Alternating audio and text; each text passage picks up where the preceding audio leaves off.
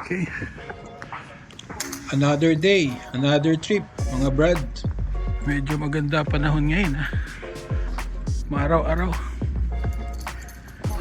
Magandang hapon, mga brad. Mula dito sa kaharian ng Inglaterra. Kamusta kayo? Sana'y nasa mabuti kayong kalagayan, mga brad. Yes, ma'am. Shout out to our neighbor, Figuration family. Nakita ko ni Ma'am Emma and just say hi. Kamusta po, kamusta, madam? mga brad? Today is Saturday. Dalawa lang kami ni wifey ngayon at ang aming anak nakisleep over sa kanyang friend. Ngayon pupunta kami ng Lunfeng para mamili ng stock before my surgery. So bigas lang at saka konting food supplies para ready lang kasi hindi ako kagad makakapag-drive pag na-operahan ako. That's it, pansit. So samahan nyo kami at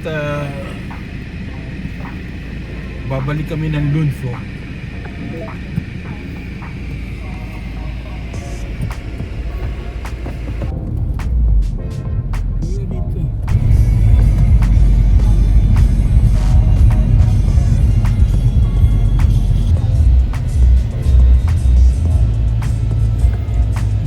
On the right side, dyan ako magpapagupit mamaya. At dyan ko rin kukunin mamaya yung prescription meds ko.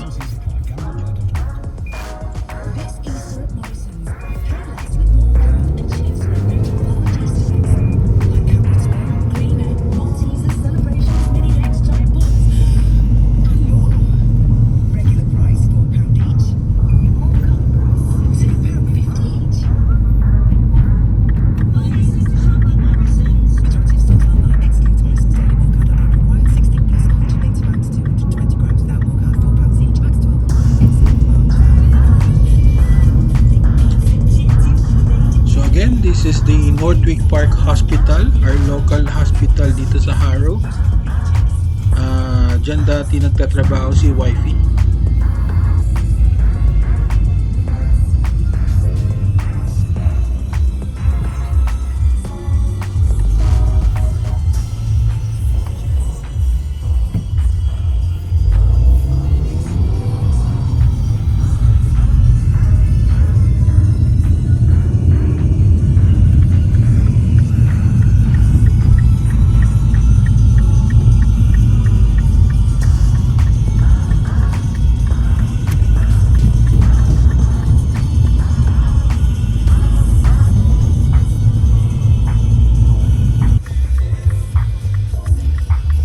Nagbanggaan pa.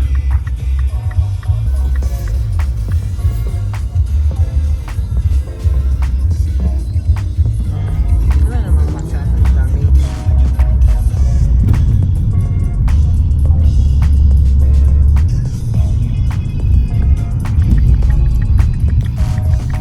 Lunfeng na po kami. Dito yan sa may Alperton, Wembley. Maraming branches din yung Lunfeng dito sa London. So, one of the branch nga nandito sa Alperton. Medyo madaming tao ngayon, ha. Puno ang car park.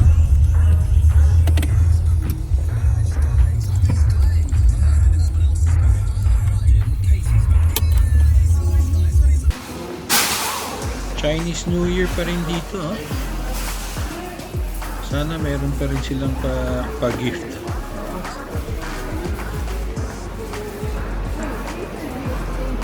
Yay!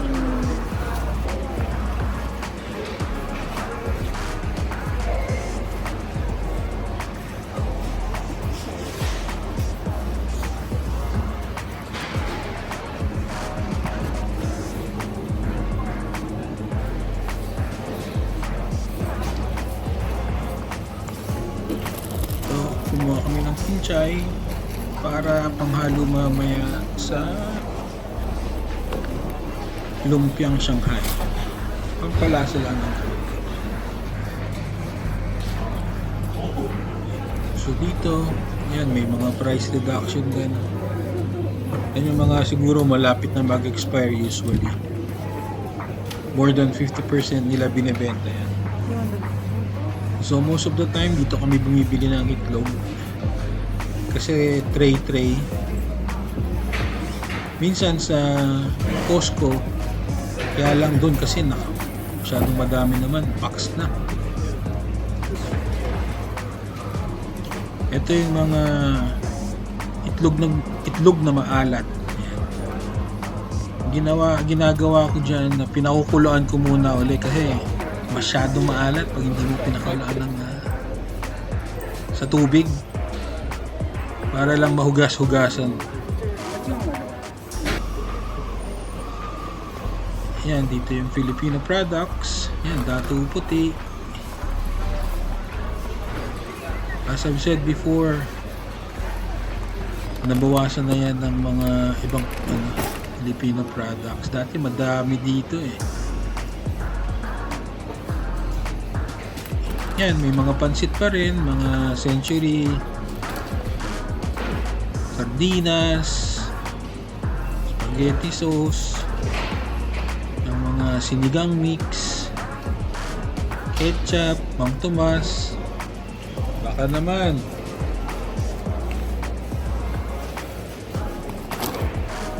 mabul ka pa ng lala.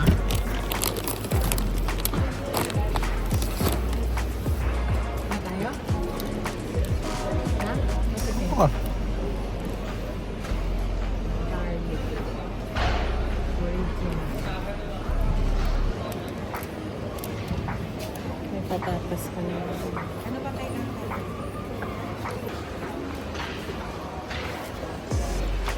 Ito, kumuha ako ng popcorn para pagbalik ko galing hospital meron akong machichicha pang merienda.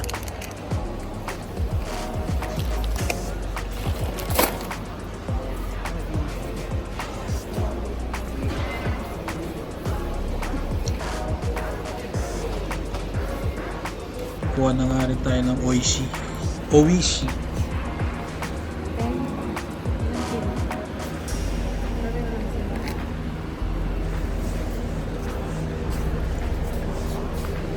Ito ang kinukuha namin bigas.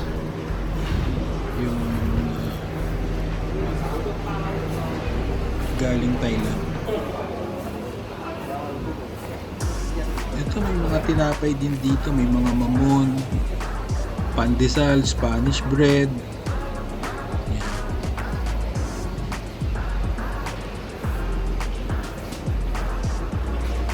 Gusto kong kumuha sana ng Mountain Dew tsaka A&W eh. Tsaka na lang.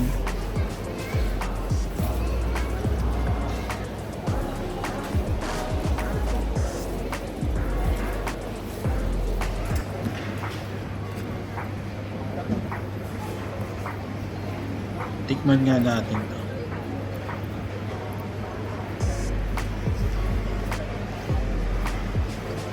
Sa barbecue sauce.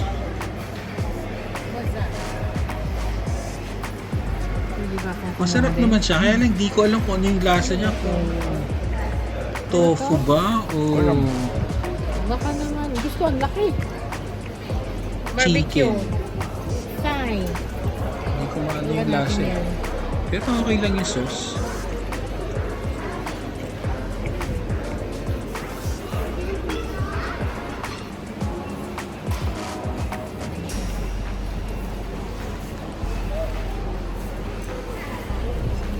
Ito yung mga gyoza, siomai, yan, mga nandyan.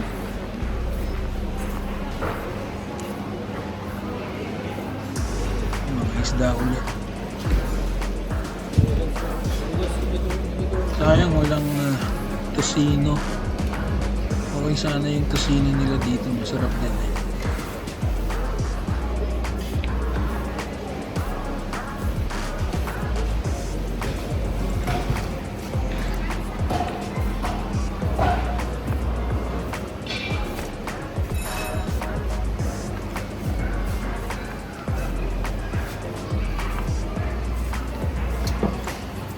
Yan, fishball.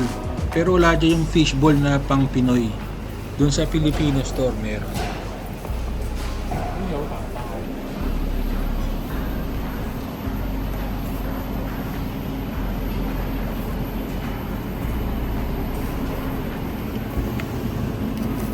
Fresh na to. Ribs. Sakto sigaw.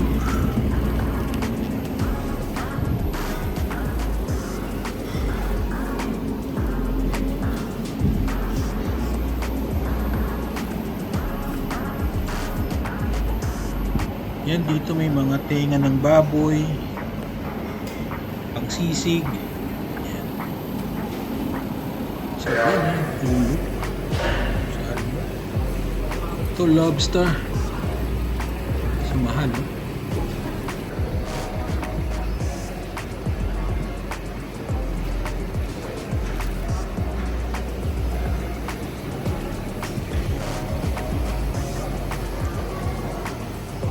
Ito yung mga fresh seafoods.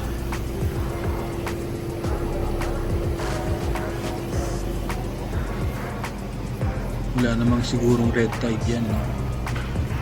Ito mga pork. Dito may ulo, mura lang. Ulo ng baboy. Pero sa umaga madalas yan.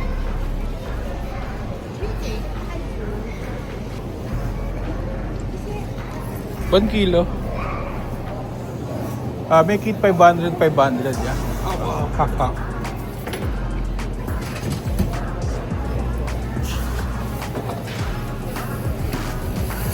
Ito pang ano, nilagang baka.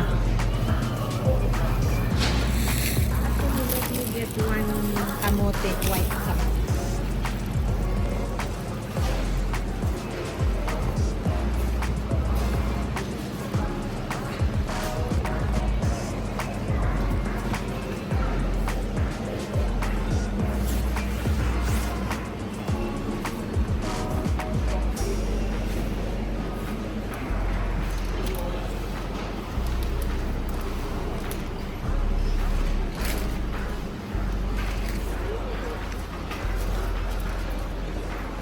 Dito tumingin ako ng mani na may balat para i-adobo namin uli, kaso walang available eh. Puro mga skinless mani tsaka kasoy. Madalas kami bumili ng mani yan eh, na adobo namin. Ito, kita nyo yung maling, yan, corned beef, Pure Foods. Pero tsaka na ako bibili niyan. May plano kong gawin sa luncheon meat. This is it. Bayaran na, bayaran.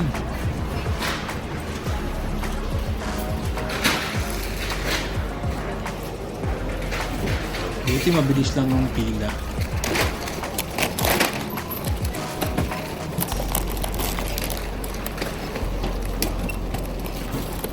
Bilisan mo magsalansan dyan. Sayang binabayad sa'yo. Joke.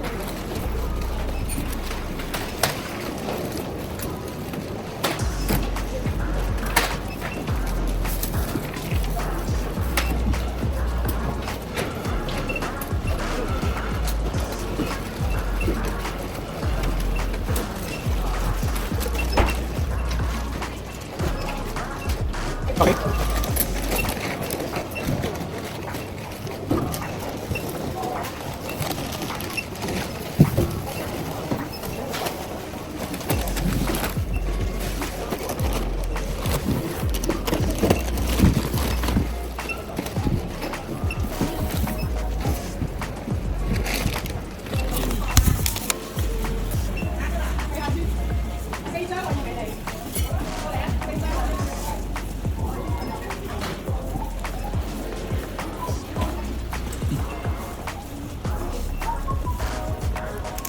Palabas na po kami.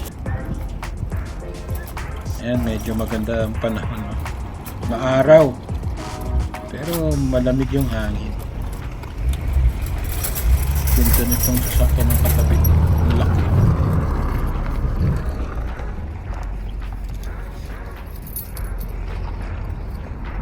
This is my wife's mini. Kita nyo yung compartment, ang liit lang, no? Pero marami ka rin may ilalagay dyan.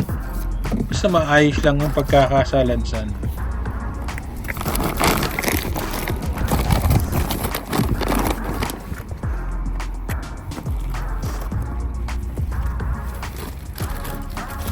Ayos lang ang paglalagay ng gamit. Marami ka pa rin malalagay dyan. Huwag lang yung malalaking bag. Like yung tawag doon, pang biyahe. Isa lang ang mailalagay dyan. Pero pag finold mo yung upuan sa likod, ang dami. Isang kotse kasya sa loob.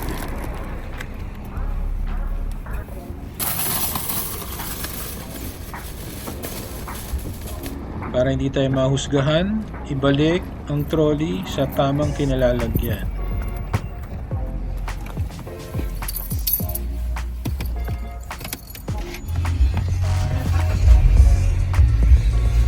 Grocery done.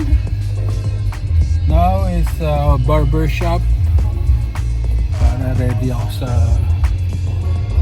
Monday. And then I'll collect my prescription meds sa pharmacy. Okay. Let's go.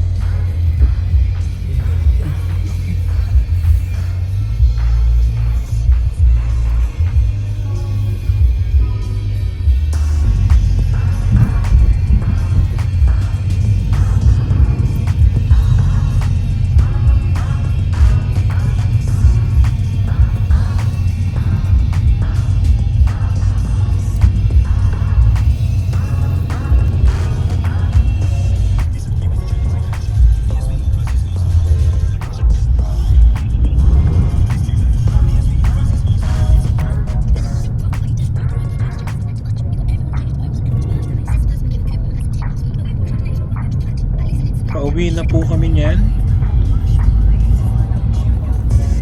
At malapit na kami. Nandito na kami sa may Sudbury.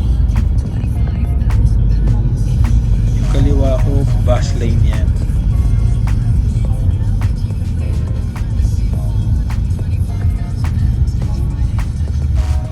Yung taas na yan, iniiwasan ko madalas yan. Ang daming ibon dyan eh. Kaya madalas ang jackpot. Pag na-tsempuhan mo, jackpot. Yum yum.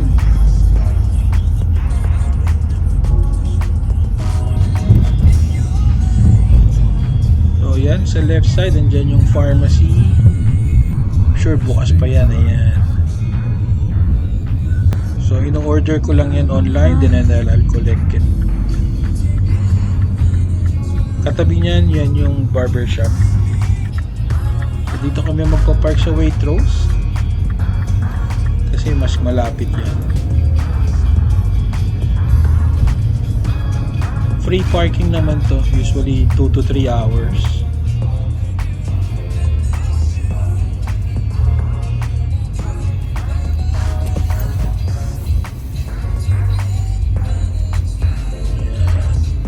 Nais ko lang ang parado dyan.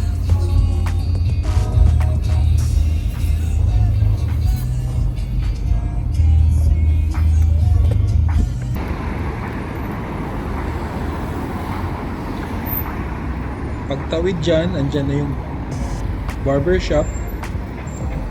The next store, mga ilang store lang, andun na yung pharmacy. Oh gosh.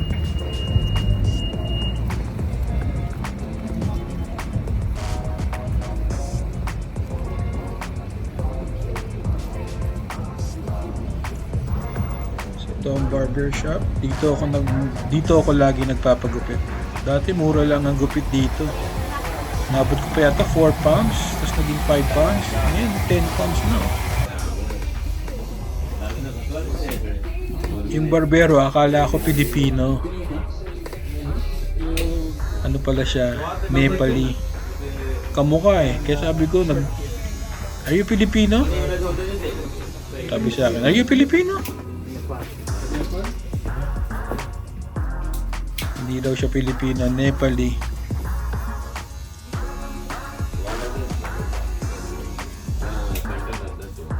Sabihin ko sana, gupit binata eh. Bago lang to, yung barbero dito na yan.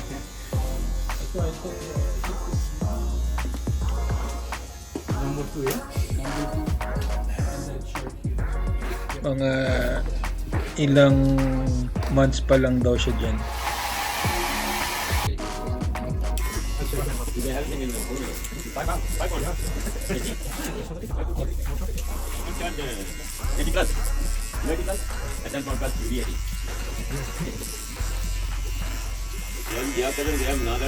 Yung pinapagupit ko dyan, number 2, para medyo mataas. Para lang malinis yung sa likod ko, sa may neck part. Yan ang procedure ko tomorrow eh. Yan sa may neck.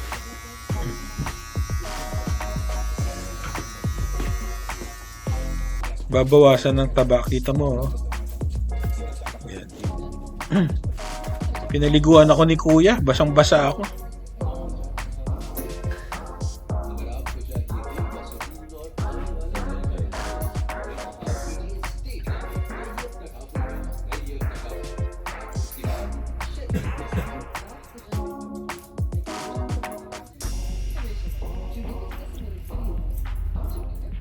Okay naman yung gupit ni kuya. Mabilis lang din sila gumupit dito. Sa Pilipinas, masarap magpagupit eh. Kasi pagkatapos ng gupit, minamasahe ka pa. Libre, pero may tip.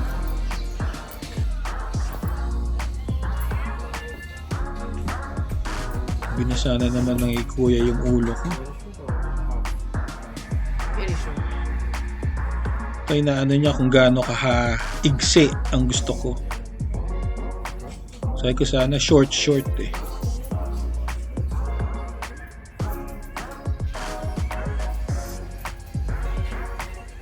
Pero pwede na din. Okay na.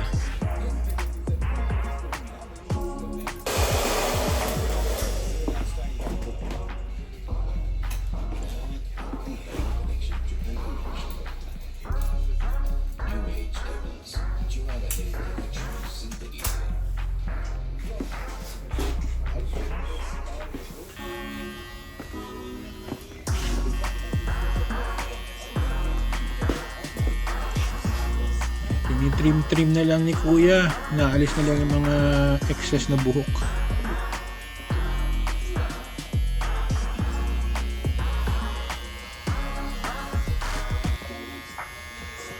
Sabi ko itapyas ng konting taba, hindi pala pwede.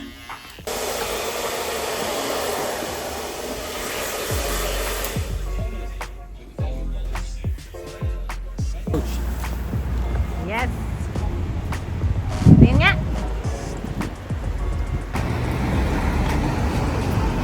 Ito yung pharmacy namin. Then kami naka-register para kolektahan yung mga prescription meds namin.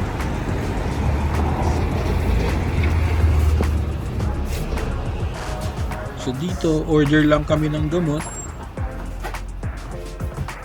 online or sa app sa cellphone. Tapos pokolektahin na. That's it.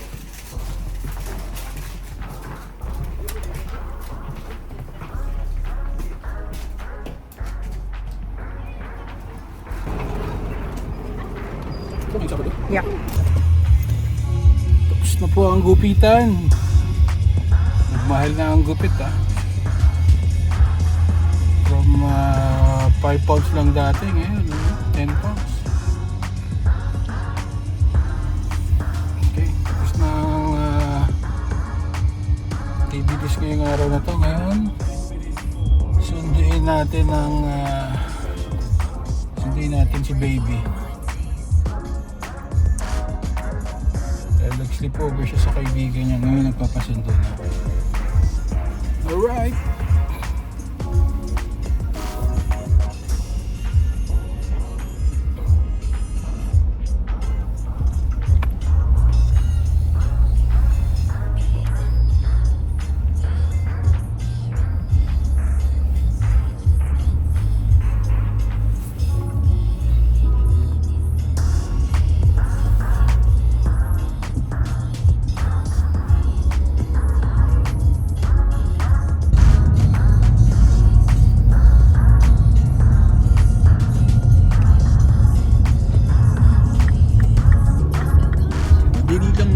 dito sa Mini, maliit lang. Kaya pagdating sa parking, napakadali. Pero pag ibirit mo, maririnig mo talaga. Kaya feeling mo mabilis.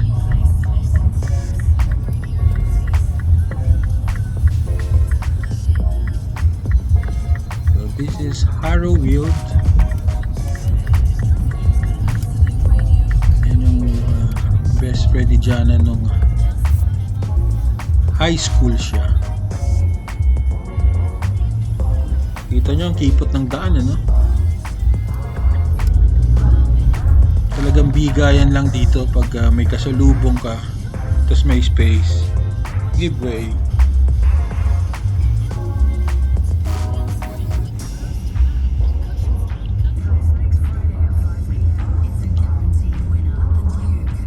May squirrel dyan, ayun Wala na. Tago na. Ayan na. Ano ba yan? Pink? Sleepover? Kaya, What did you buy? Ayan, sinuli mo. And then Chuck is also going to look when? April. Oh! Saan siya na nag-work ngayon pala? Si baby girl. Ah, okay. Hindi na siya nagsisimage? Di pa si baby girl. Steph. Hi, Steph.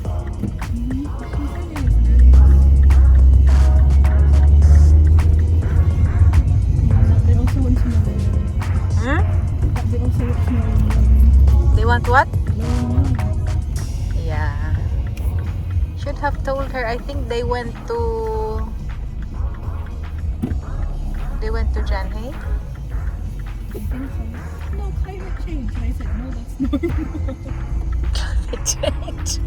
Yeah, it's normal, especially you tell them January and Feb. Because they said, oh, but how come it's like 6 degrees? Yeah. And if they get frozen, if that's why the vegetable gets destroyed when it's frozen. The cabbages and the petchais.